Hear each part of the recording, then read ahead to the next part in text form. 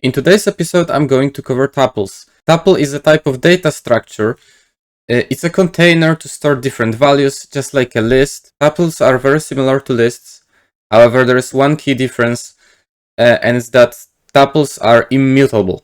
Tuples are a constant and they cannot be changed. So once you create a tuple, it's going to stay the way you created it, and you can't change it, you can't modify it.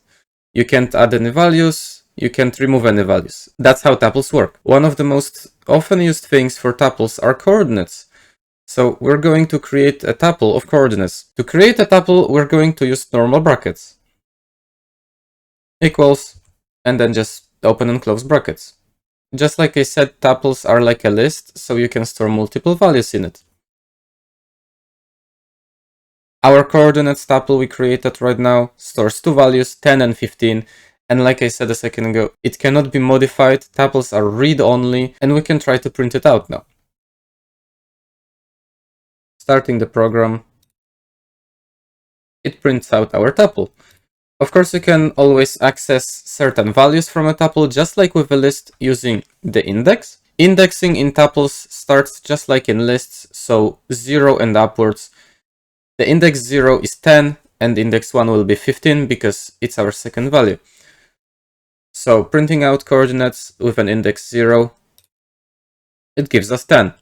Now I'm going to show you what happens if you try to actually modify a tuple. I'm going to write coordinates, and I will try to modify the value on the first index. I will try to change it to 20.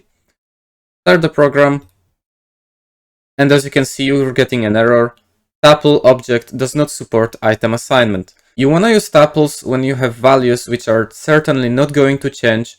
Basically, you want to be using them for values which are never going to be changed, because they can't.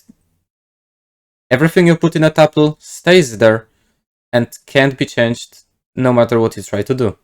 That's just how tuples work. What you can do, however, is you can create a list of tuples. Square brackets to create a list as usual. And then you can put multiple tuples inside of it, just separating them with a comma.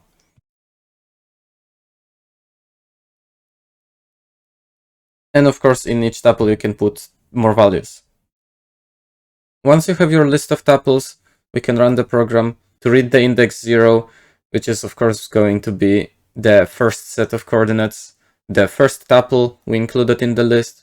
And because it's a list, you can modify it. You can remove tuples from it, you can add new tuples to it. However, you cannot modify tuples which are already inside of the list without completely removing them, because they are immutable or constant.